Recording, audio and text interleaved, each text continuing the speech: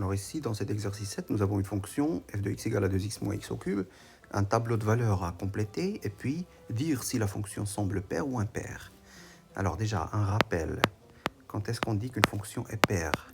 Quand elle vérifie f de moins x égale à f de x pour tout x dans l'ensemble de définitions. Alors qu'une fonction impaire, elle vérifie f de moins x égale à moins f de x égale à moins f de x pour tout x. Par exemple, si je trouve que, par exemple, f de moins 2 égale à f de 2 et que f de moins 1 égale à f de 1, je dirais que la fonction semble paire. Alors que si je trouve que f de moins 2 égale à moins f de 2 et f de moins 1 égale à moins f de 1, je dirais que la fonction semble impaire. Évidemment, quelques exemples de valeurs à calculer ne suffit pas pour dire si la fonction est paire ou impaire. Il faut le prouver pour tout x, mais avec quelques valeurs, on peut dire, on peut conjecturer, on peut dire si elle semble paire ou impaire.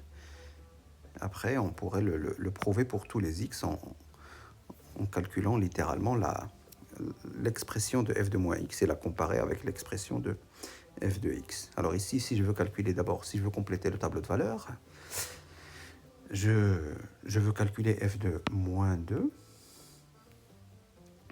f de moins 1, f de 0, f de 1, f de 2. Donc je vais écrire, si je veux calculer f de moins 2, je vais remplacer x par moins 2. Alors le mieux, c'est toujours de remplacer le x par des parenthèses, comme ça, et après mettre entre les parenthèses la valeur que vous voulez pour ne pas vous tromper dans les signes. Alors 2 fois moins 2, ça fait moins 4.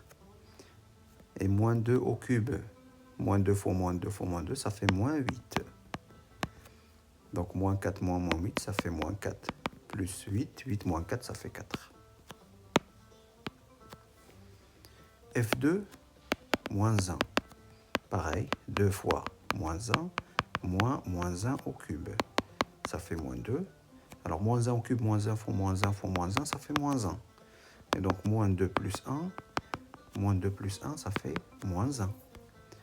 F de 0, ça fait 2 fois 0, moins 0 au cube. 0 moins 0, bah ça fait 0. F de 1, 2 fois 1, moins 1 au cube. Donc 2 moins 1, parce que 1 fois 1, ça fait 1.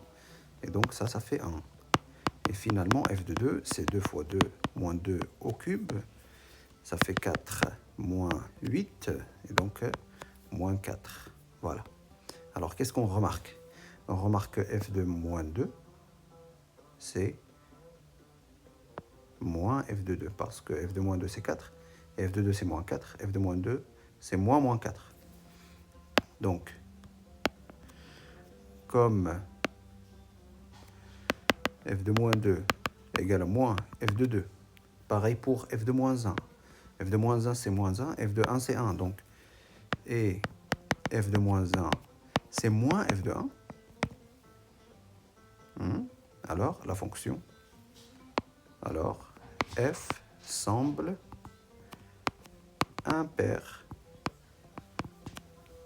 Alors, si j'avais une égalité qui est vérifiée avec cette expression et une autre, pour une autre valeur avec cette expression, la fonction ne serait ni paire ni impaire.